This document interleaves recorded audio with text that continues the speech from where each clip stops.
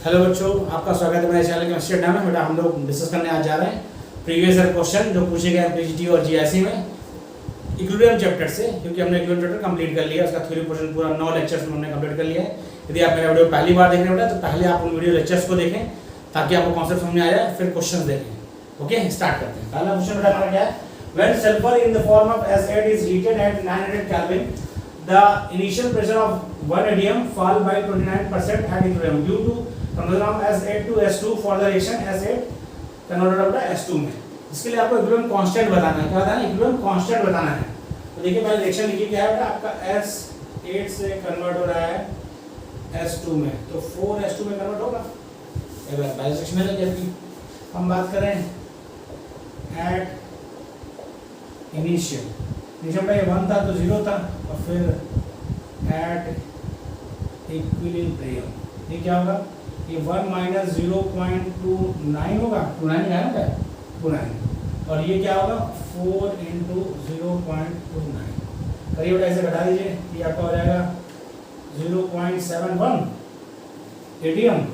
Pressure में खड़ा ATM, और ये आपको क्या हो जाएगा? गुणा करिए 1.16 एटीएम कर लीजिए।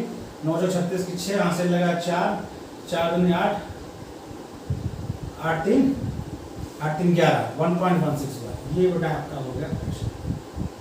कोई दिक्कत नहीं यहाँ पर। अब देखिए आपका जो केपी होगा वो क्या होगा? कंसंट्रेशन ऑफ S2 की power 4 by concentration of acid ये होता। लेकिन क्या है बेटा, प्रेशर में है, तो प्रेशर ऑफ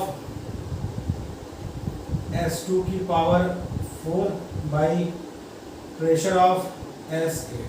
ओके, राइट का होता है ये। आप मोलर का लेकिन प्रेशर दे रखा है तो ये वाला होगा। ठीक है, केपी की बात किया तो कंसंट्रेशन नहीं लिखेंगे, प्रेशर वाला लिखेंगे। ठीक, ये होगा आपका। आप देखिए क्या है, प्रेशर कितना दे रखा है? प्रेशर दे रखा है आपका 1.16 का पावर 4, 1.16 एटीएम का पावर 4, एटीएम का पावर 4 डिवाइड बाई ये कितना है? 0.71 एटीएम। बेटा तो ये यूनिट भी दे रखा है। ये करेंगे बेटा आप तो ये हो जाएगा आपको 1.16 इंटू 1.16 इंटू 1.16 इंटू 1.16, ये हो जाएगा इधर आपका एटीएम का 4 डिवाइड बाई 0.71 एटीएम। वैसे आप कैलकुलेट करेंगे तो इसका आंसर आएगा आपका 2.549 एटीएम। बड़ा एटीएम ये वाला, इससे कट जाएगा 3 बचेगा यहाँ पर क्यूब। तो देखिए बड़ा आंसर कोई मैच कर रहा है? 0.55 नहीं, 1.55 नहीं, 2.55। तो ये आपका 49 है, तो ये आपका हो जाएगा 2.55 एटीएम क्यूब। ऑप्शन सी इसका सही उत्तर है। ऑप्शन सी इसका सही आंसर है। कैलकुलेशन आप कर लेंगे आराम से। 1.6 का 4 बार मल्टीप्लाई करना है, फिर डिवाइड करेंगे से, तो आंसर आएगा आपका 2.549। क्या आएगा? 2.549 एटीएम क्यूब। अब उठाइए क्या हो जाएगा, क्योंकि 9 है तो यहाँ 5 हो जाएगा। ऑप्शन सी मैच कर रहा है इससे, तो सी ऑप्शन आपका सही है। कैलकुलेशन में आपको थोड़ा समय लगेगा, इसलिए इस क्वेश्चन को क्या करिएगा, लास्ट में करिएगा, क्योंकि कैलकुलेशन आपका समझ आएगा तो थोड़ा फिर टेंशन लगती है। क्वेश्चन टाइम किल कर रहा है। जब ज़्यादा कैलकुलेशन लंबा हो तो उसको भुला कर दें, जगह को ध्यान रखें। जब पहले पूरा पेपर सॉल्व कर लें फिर आप उस पर आए। तो हो गया बेटा। अगला क्वेश्चन देखिए, नेक्स्ट क्वेश्चन आपका, उसे कॉपी कर लीजिए, फिर हम बताएं।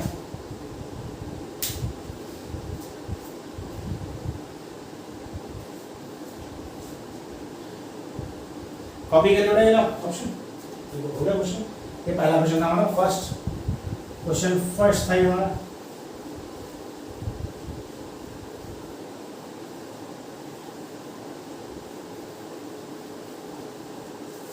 अगला क्वेश्चन है क्वेश्चन सेकंड हमने करने जा रहे हैं। सेकंड वाला क्वेश्चन है क्या है? क्वेश्चन देखिए, a 5 litre flask containing 1 mole A2। तो जो आपका A2 का कंसंट्रेशन है 1 mole A2 is connected to 10 litre flask, is 10 litre flask. इसका मोल तो 1 है और 10 litre flask containing 5 mole of B2। B2 का क्या है बेटा? 5 मोल। अच्छी बात है। आगे, if x be the degree of dissociation the equilibrium constant is। ठीक, हम बात करते हैं। x आपका क्या है? डिग्री ऑफ डिसोसिएशन क्या है, डिग्री ऑफ डिसोसिएशन क्या है, x। अब देखिए बेटा वॉल्यूम कितना होगा, वो तो मोल दिया है, मोलर कंसंट्रेशन की बात करते हैं कंसंट्रेशन में, तो मोल बाई वॉल्यूम इन लीटर होता है। तो देखिए 5 लीटर आपका फ्लास्क कंटेनिंग था A1 A2 और 10 लीटर था, तो टोटल वॉल्यूम क्या हो गया, टोटल वॉल्यूम 15 है, यानी V आपका क्या हो गया, V आपका हो गया 5 + 10 = 50। लेकिन हम लोग हमेशा इसका V का यूज करेंगे क्योंकि बाद में कटने के बाद जो बचेगा वो हम यूज कर लेंगे, ठीक है, ये ध्यान रखिए, कटने के बाद जो बचेगा वो हम यूज कर लेंगे, क्योंकि अभी करेंगे ना तो हमारा कैलकुलेशन और लेंदी हो जाएगा। तो हम वॉल्यूम को V टर्म में ही यूज कर रहे हैं, वॉल्यूम को V टर्म में ही यूज कर रहे हैं, बाद में जो बचे उसे हम कैलकुलेट कर लेंगे। अब आते हैं रिएक्शन लिखते हैं। रिएक्शन क्या है हमारी, रिएक्शन हमारी है A2 + B2 to AB। तो इनिशियल क्या होगा, इनिशियल में क्या था हमारा, ये था 1/V और ये था 5/V और ये क्या था 0, क्या था बेटा 0। और इक्विलिब्रियम पे क्या हो गया 1 - x/V हो जाएगा, क्यों, तो उसने बताया था डिग्री ऑफ फ्रीडम क्या है x है और यहाँ पर 1 मोल है तो x ही कम होगा, यहाँ पे क्या होगा 5 - x/V होगा। ये बेटा 2 मोल है तो ये क्या 2x बनेगा और वॉल्यूम कितना था V, तो V से डिवाइड हो जाएगा, कोई दिक्कत।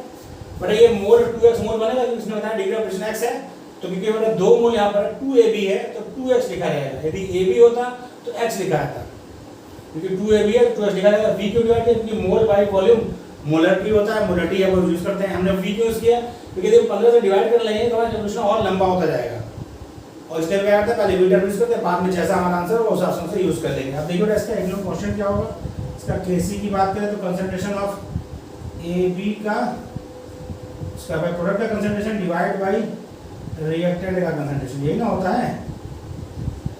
रखिए वैल्यू 2x/V का square by 1 - x/V into 5 - x/V। तो देखिए V स्क्वायर यहाँ होगा, ये V इंटू V मल्टीप्लाई होगा, तो ये आपका क्या आएगा, V का कट जाएगा, तो ये आपका क्या आएगा, ये आपका 4x² बाई V स्क्वायर हम कर देते हैं, divide by 1 - x into 5 - x/V square में आता है, तो V स्क्वायर कट गया बेटा, तो आपका ये क्या आएगा, ये आएगा आपका 4x² बाई 1 - x और 5 - x। देखिए कोई मैच कर रहा है, 4x² 1 - x 5 - पहला ऑप्शन ही मैच कर रहा है, ऑप्शन ए सही है। बट आपको मैं सिखाना था इसलिए हमारा इतना स्टेप लग रहा है, आपको खुद करना होगा तो स्टेप आपको नहीं करने होंगे, फटाफट करेंगे। जो रूल सिखाया गया है, क्वेश्चन मतलब क्या होता है, concentration of product divide by concentration of reactant. V term आपको बताया था क्यों लिया है, क्योंकि V टर्म इसलिए लिया है क्योंकि हम डिवाइड करेंगे तो हमारा कैलकुलेशन बढ़ जाएगा, फंस जाएंगे, इसीलिए हम आप वॉल्यूम को V फॉर्म में लिखिए, बाद में फाइनल कैलकुलेशन आ जाएगा। यहाँ पे देखिए क्या होगा, V कट गया, यदि हमने पहले उसको डिवाइड कर दिया होता यहीं से, फिर हमारी समस्या बढ़ जाती, कैलकुलेशन बड़ा होता। V आपका कट गया तो आपको V का कैलकुलेशन नहीं करना, ओके ओके, कॉपी कर लीजिए, कॉपी कर लीजिए, फिर अगला क्वेश्चन क्या है। क्वेश्चन थर्ड क्या है, क्वेश्चन थर्ड है, अब वन प्रेशर मतलब है एक 1 ATM नहीं, कोई एक pressure, one pressure necessary to obtain 50% distribution of PCl5 at 250 is numerically, हमें उसी टर्म में देना है। हम बात कर अभी करें क्वेश्चन, पहले से कर लीजिए, कॉपी कर बेटा आपका, कॉपी कर लिया। अब क्वेश्चन थर्ड देखिए कैसे करेंगे। क्वेश्चन बेटा आप प्रैक्टिस करिएगा, बार बार प्रैक्टिस करिएगा, क्योंकि ये क्वेश्चन रिपीट बहुत होते हैं, इसमें क्वेश्चन रिपीट नहीं होगा उसका उसी टाइप का क्वेश्चन रिपीट हो जाएगा, आप किए रहेंगे तो वहाँ आपका दिमाग चलेगा, वरना आपको नया नया क्वेश्चन लगेगा तो थोड़ा समय लग सकता है। यदि आपने उस तरह क्वेश्चन कर रखे हैं, सॉल्व कर रखा है क्वेश्चन उस तरह का, तो आपका क्वेश्चन जल्दी हो जाएगा। क्या क्वेश्चन है आपका, PCl5 टूटता है PCl3 और Cl2 में, कह रहे हैं ठीक है, कोई एक प्रेशर फ्री है, हमने मान लिया लेट प्रेशर इज P, तो इनिशियल में क्या होगा बेटा, इनिशियल में हो जाएगा P, ये आपका हो जाएगा 0 और 0। इक्विलिब्रियम में क्या कह रहा है, इक्विलिब्रियम में कुछ कह रहा है 50% डिस्ट्रीब्यूट होगा, क्या होगा 50% डिस्ट्रीब्यूट हो जाएगा, तो यानी ये हो जाएगा P/2 भाई P - P/2 करेंगे, समझिए कैसे हुआ है भाई P minus P by two, आधा हो गया ना, P बाई टू हुआ, तो ये कितना होगा 1:1 का रेशियो, तो ये बनेगा P बाई टू, ये बनेगा P बाई टू। ओके, तो ये क्या होगा बेटा, ये बचा आपका P बाई टू, ये बचा ये P बाई टू और ये भी P बाई टू। और Kp क्या होगा, Kp इक्वल टू होगा pressure of PCl3 into pressure of Cl2 divide by pressure of PCl5। करिए, Kp इक्वल टू क्या होगा, PCl3 क्या है P by two into Cl2 क्या है P by two divide by P by two, एक P by two बढ़ जाएगा तो P इक्वल टू क्या आएगा 2Kp आएगा। ये आंसर आएगा, मैच करिए, नहीं मैच कर रहा है, 2 times of Kp equal to Kp, 3 times of Kp, 2 times of Kp। Option C इसका सही उत्तर है। कौन सा बेटा, ऑप्शन सी। तो देखा आपने, बहुत आसान, जो क्वेश्चन कह रहा है स्टेप बाय स्टेप वही करिए, जो क्वेश्चन कह रहा है स्टेप बाय स्टेप वही करिए, और कैलकुलेशन ना फास्ट करिए, एरर लेस करिए, कोई गलती ना हो। वो तभी होगा बेटा जब आप क्वेश्चंस की बहुत बार प्रैक्टिस करेंगे। ऐसा नहीं कि आपने एक बार इस क्वेश्चन को प्रैक्टिस कर लिया तो हो गया आपका, ऐसा नहीं है। 5-10 दिन बाद आप पूरा एक साथ क्वेश्चन लिखिए, या लिखा हो वहीं पर आपने, या फिर उसकी एक साथ प्रैक्टिस करिए, तो आपका जो कैलकुलेशन भी स्ट्रांग होगा और कॉन्सेप्ट भी मजबूत होगा। कॉपी कर लिए बेटा, फिर हम अगला क्वेश्चन बैठते हैं। कॉपी कर लिए।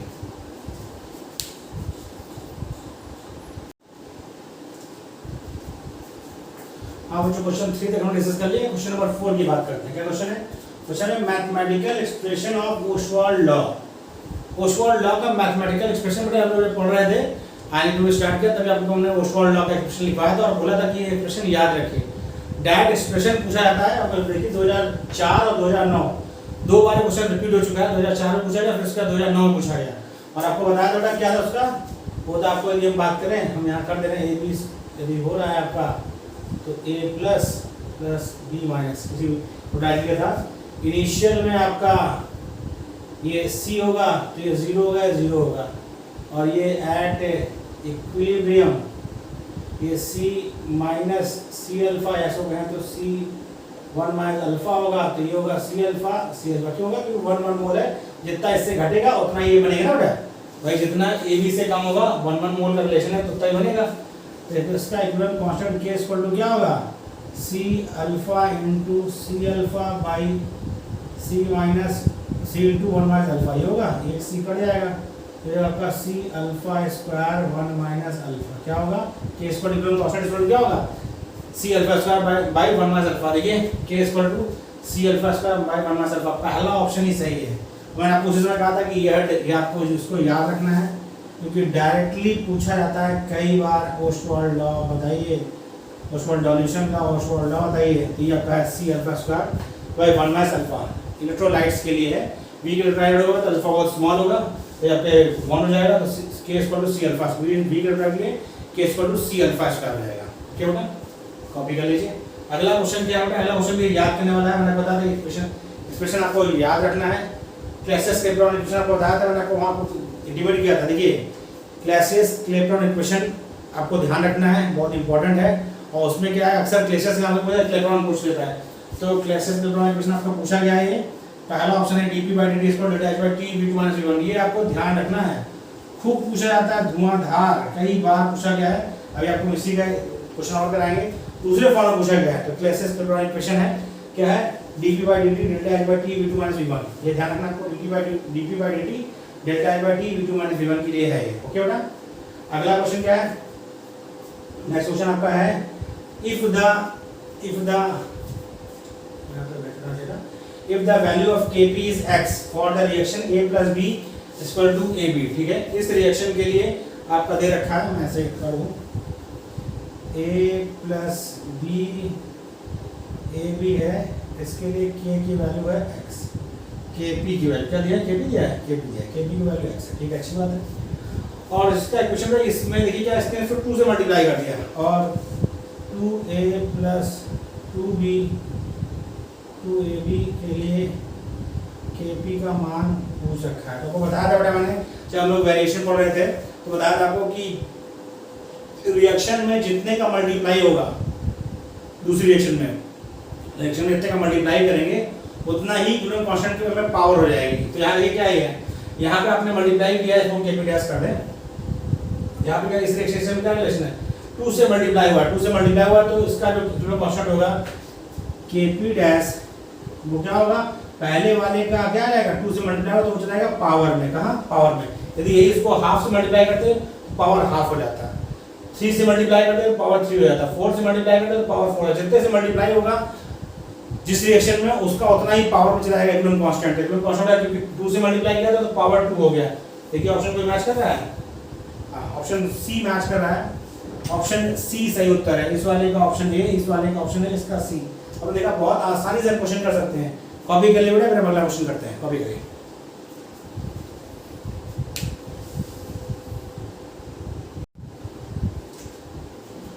ओके बच्चे, क्वेश्चन 6 तक हमने डिस्कस कर लिया है। अब हम डिस्कस करें क्वेश्चन नंबर 7। क्या बेटा, which is the correct relation of a salt of weak acid and weak base.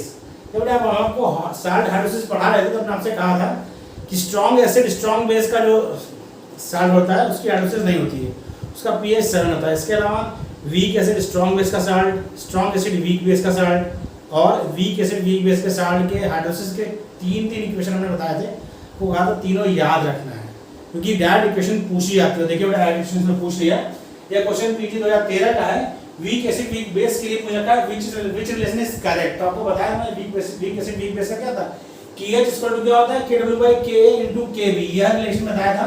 वहां पर नोट में लिखाया था कि इसका हाइड्रोलिसिस कांस्टेंट जो वीक एसिड वीक बेस का साल्ट है उसका हाइड्रोलिसिस कांस्टेंट कंसंट्रेशन पर डिपेंड नहीं करता, वह इंडिपेंडेंट ऑफ कंसंट्रेशन होता है क्योंकि बाकी जो आपका weak acid strong acid weak base के साल्ट है वो कंसंट्रेशन के इनवर्सली प्रोपोर्शनल होते हैं, लेकिन ये कंसंट्रेशन डिपेंड नहीं करता। इसका रिलेशन क्या है K = KW/Ka * Kb। ये आपको याद रखना था, यदि आपको इक्वेशन को याद रहेगा तो देखिए एक क्वेश्चन आपका फटाक से होगा, कितने लगे मुश्किल से मुश्किल आपके 5 सेकंड लगे क्वेश्चन को सही करने में। तो ये सब क्वेश्चन आपका समय बचाएंगे जो आप न्यूमेरिकल्स में यूज करेंगे। पहला ऑप्शन इसका सही है, क्वेश्चन पीटी 2013 का। अगला क्वेश्चन देखिए, यह क्वेश्चन में देखिए इससे पहले हमने करा था, क्वेश्चन रिपीट किया गया है। वहां पूछा था कैप्रियन इक्वेशन क्या है और यहाँ पर इस इक्वेशन को दे दिया है 2013 में पूछा था कि ये इक्वेशन कौन सी है। इक्वेशन कौन सी है बेटा, ध्यान रखिए, देखिए इस नाम और इस नाम में बहुत कंफ्यूजन है। क्लैपेरॉन इक्वेशन और क्लैसियस-क्लैपेरॉन इक्वेशन में बहुत कंफ्यूजन है, यहाँ पर दोनों एक साथ दे दिया, अब मामला फंस गया। थोड़ा आपको ध्यान रखिए दोनों अलग अलग इक्वेशन है। हमने आपको जब नोट्स लिखवाया है वहां मैंने आपको दोनों इक्वेशन बताया कि दोनों अलग अलग इक्वेशन है। ये इक्वेशन जो dp/dt = ΔH/T v2 - v1 है, इसको हमने लिखवाया था, आपको इस तरह लिखवाया होगा dp/dt = ΔH/T ΔV।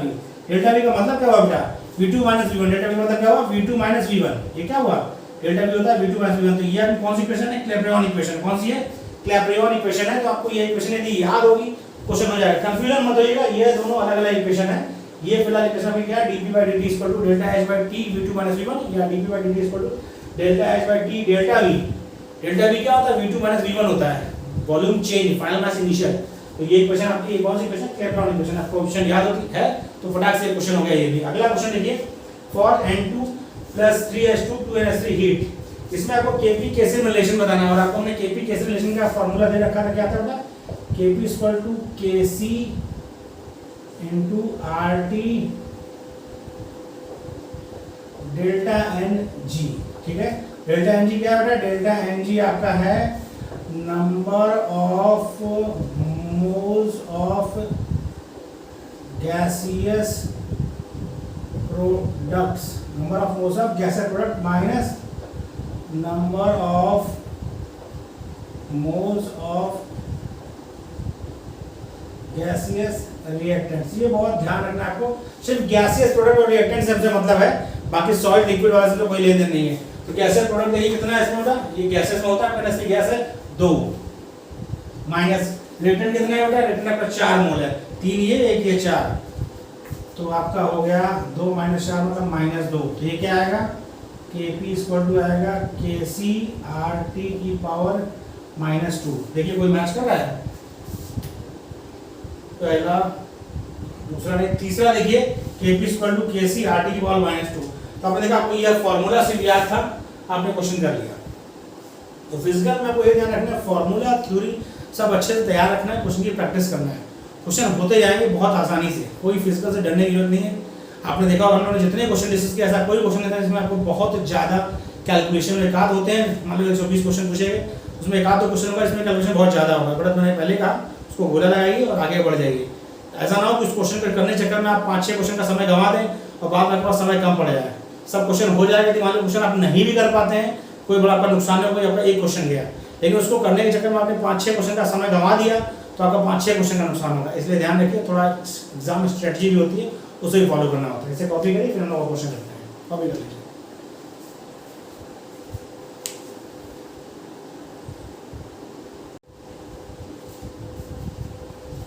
हमने क्वेश्चन 9 तक हमने डिस्कस कर लिया। हम डिस्कस करें क्वेश्चन नंबर 10। क्या होगा क्वेश्चन नंबर 10?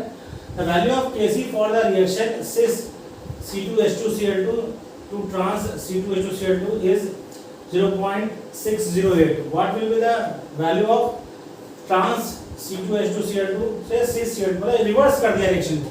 देखिए ये आपको दे रखा है, मतलब क्या दे रखा है आपको? cis C2H2Cl2 से ट्रांस C2H2Cl2 के लिए आपको Kc का वैल्यू दे रखा है 0.608। इसको रिवर्स कर दिया, ट्रांस C2H2Cl2 से कन्वर्ट करना है cis C2H2Cl2 ethylene acetylene problem आपका एथिलीन क्लोराइड होगा। इसका करना है थोड़ा, इसके लिए Kc आपसे पूछ रखा है, तो इसका Kc क्या होता है?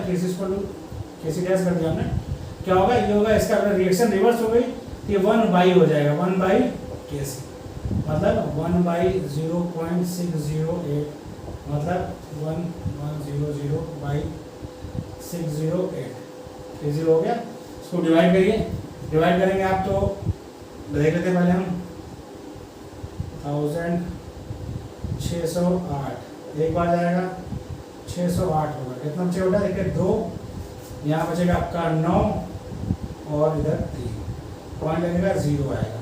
6 या 36, 6 टाइम जाएगा कम से कम 1.6, 6 8 48 और 6 36 करिए बेटा, 2 हो गया, 1 आया, कितना 7 4 11 7 हुआ, 8 हुआ, 8 में से 6 गए 2 हुआ, 262 हुआ। फिर आपका 0 आएगा तो कितने हो जाएगा? लगभग 6 24 में 30, 6 24 4 बार 1.64 के करीब हो रहा है। 1.64 का ऑप्शन मैच कर रहा है, 1.64 ये आगे मैं करना नहीं, मेरा आंसर मिल गया। 1.64 तक हम आ गया है, आगे आप करेंगे तो जो इसको 4 टाइम ले जाएंगे, फिर करेंगे तो 5 भी आ जाएगा। तो ऑप्शन बी आपका सही आंसर है। और हमें सिर्फ क्या करना था बेटा? जो कॉन्सेप्ट हमारा क्या, रिएक्शन रिवर्स हुई, रिएक्शन जब रिवर्स होगी मतलब पलट जाएगी तो आपका जो इक्विलिब्रियम कांस्टेंट है वो क्या, वो इनवर्स में आ जाएगा। किसमें आ जाएगा? वो इनवर्स में आ जाएगा। हमने वही किया, सिस से ट्रांस कन्वर्जन का दे रखा था आपको Kc वैल्यू, हमने क्या पूछा गया था? ट्रांस से सिस का मतलब रिएक्शन हमने रिवर्स कर दी तो इक्विलिब्रियम कांस्टेंट क्या होगा? इनवर्स में आ गया। इनवर्स में आ गया तो 1/0.608 हमने किया, पूरे 3 के बदले देखिए 3 डिजिट के बाद पॉइंट था, समझ लगा था आपका, तो इसको हटाएंगे हम तो 1000 ऊपर जाएगा, डिवाइड किया 1.64 तक हम ले गए लगभग, और हमने वही देखा हमारा एक ऑप्शन मैच कर रहा है, ऑप्शन बी। तो ऑप्शन बी इस क्वेश्चन का सही उत्तर है। कॉपी कर लीजिए, बहुत समय लगता है बेटा, थोड़ा कैलकुलेशन सही होगा क्वेश्चन हो जाता है। कॉपी कर लीजिए। अगला क्वेश्चन देख रहा था, क्या है? The reaction A + B 2C is carried out in half litre flask. ठीक है, वॉल्यूम दे रखा है, वॉल्यूम दे रखा है कितना? वॉल्यूम दे रखा है 0.5 लीटर। ठीक है, और हमें ये लिख रहा है number of moles present at equilibrium. ध्यान रखिए इक्विलिब्रियम पर मोल दे रखा है। ठीक है, are 1 mole 2 mole 3 mole of C, the value of Kc। कर लेते हैं बेटा, से कॉपी कर लीजिए, कॉपी कर लिया बेटा, हो गया। फिर देखिए आपको हमने इससे पहले बताया था, कभी भी आपका हो तो मोलर कंसंट्रेशन में वॉल्यूम दिया हो तो वॉल्यूम का डिवाइड मत करिए, इसलिए क्योंकि पहले उसको V टर्म में लिखिए, बाद में जो बचेगा हम उसे कैलकुलेशन में यूज कर लेंगे। पहले हम रिएक्शन लिखें, क्या कह रहा है रिएक्शन? आपकी A B 2C at equilibrium दे रखा है, इक्विलिब्रियम पर दे रखा, क्या दे रखा है? A का दिया है बर्फ मोल्स, A का दिया है 1 मोल, B का दिया है 2 मोल और C का दिया है 3 मोल दे रखा है। अच्छी बात है, आइटम में दे रखा है। और वॉल्यूम का दिया है, वॉल्यूम में आपका 0.5 है, हमने V टर्म यूज करते हैं। V आपको पता है V = 0.5 है, लेकिन हम V टर्म यूज कर रहे हैं, बाद में देख लेंगे। ये क्या होगा? मोलर कंसंट्रेशन हो गया, तो Kc = क्या होगा? C सी का कंसंट्रेशन का स्क्वायर, क्योंकि 2 मोल होगा तो स्क्वायर हो जाएगा, बाई ए का कंसंट्रेशन एट इक्विलिब्रियम बी का। इक्विलिब्रियम पर सी का कंसंट्रेशन का स्क्वायर, क्योंकि 2 मोल होगा तो स्क्वायर हो जाएगा, प्रोडक्ट का कंसंट्रेशन डिवाइड बाय रिएक्टेंट का कंसंट्रेशन करिए। यहाँ पर कितना था 3/v का square divide by 1/v into 2/v। Okay, ये है आपका, ये आपका 3 का स्क्वायर 3 3 या 9 हुआ, 9v स्क्वायर होगा डिवाइड बाई ये मल्टीप्लाई कर दिए 2/v स्क्वायर, 2v कट जाएगा आपका, ये क्या हो जाएगा आपका 9/2 हो जाएगा। इसीलिए मैंने आपसे कहा था कि v का सिर्फ v रखिए, क्योंकि आप डिवाइड करते हो ना कैलकुलेशन का लंबा होता है, हमने v रखा, देखिए v क्या होगा, v आपका कट गया, v कट गया तो 9/2 हुआ, 9/2 हुआ तो कितना हो गया, 4.5, कितना हुआ 4.5। देखिए क्या कैलकुलेशन गलती नहीं है, कहीं गलती नहीं है, हमने बहुत प्रॉपर तरीके से किया। क्वेश्चन में यही पूछा था, इसका दे रखा था, पूछा सही है, तो आपका आंसर क्या है 4.5। कोई मैच कर रहा है, ये मैच कर रहा है 4.5। ऐसा नहीं बोला कि मैच करे, आप देखिए कि आप सही कर रहे हैं कि नहीं कर रहे, मैच करना कि तो है ही है, लेकिन हमारा तरीका भी सही होना चाहिए। हमसे रिएक्शन दे रखा था, इक्विलिब्रियम पर उसने मोल दे रखा था, कंसंट्रेशन मतलब मोल पर लीटर होता है, वॉल्यूम उसने 0.5 लीटर दिया था, भाई हाफ लीटर मतलब क्या हुआ 0.5 लीटर हुआ, लेकिन हमने उसको v यूज किया। क्यों यूज किया, v यूज किया, v टर्म यूज किया इसलिए क्योंकि बाद में v कट जाना था, थोड़ा देखिए हमने वही किया, 3/v हुआ, क्योंकि बेटा इसका 2 मोल है तो स्क्वायर हो जाएगा, 3 × 3 क्या होता है 9 होता है, 3 × 3 9 तो होता है, ठीक। 3 का स्क्वायर मतलब क्या, 3 स्क्वायर मतलब उतने टाइम मल्टीप्लाई होगा, 3 2 या 6 नहीं होगा, उतनी बार वह टर्म मल्टीप्लाई होगा, स्क्वायर मतलब 3 × 3 हुआ, v का v × v मतलब v स्क्वायर हुआ, यहाँ पे v यहाँ पे v, तो v स्क्वायर कट गया, तो बचा क्या बेटा 9/2। 9/2 का मतलब क्या हुआ 9/2 है, उल्टा मत कर दिएगा, 9/2 ही है, 9/2 होगा तो 4.5, ऑप्शन मैच करेगा।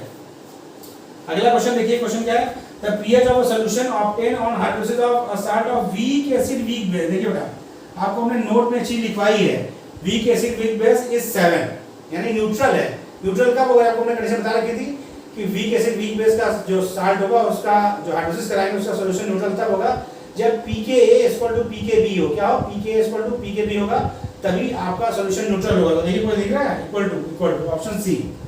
मतलब देखिए आपको जो नोट लिखवा रखा है, नोट से हमारे बहुत क्वेश्चन फंसेंगे, इसलिए आप नोट्स पर तो ज्यादा ध्यान दीजिएगा, नोट लिखवा रखा है उस पर ज्यादा ध्यान दीजिएगा, क्योंकि वो कुछ इंपॉर्टेंट पॉइंट्स हैं जो हमने नोट के फॉर्म में लिखवा रखे हैं, तो आपको यदि वो नोट याद होती है तो क्वेश्चन हो गया आपका।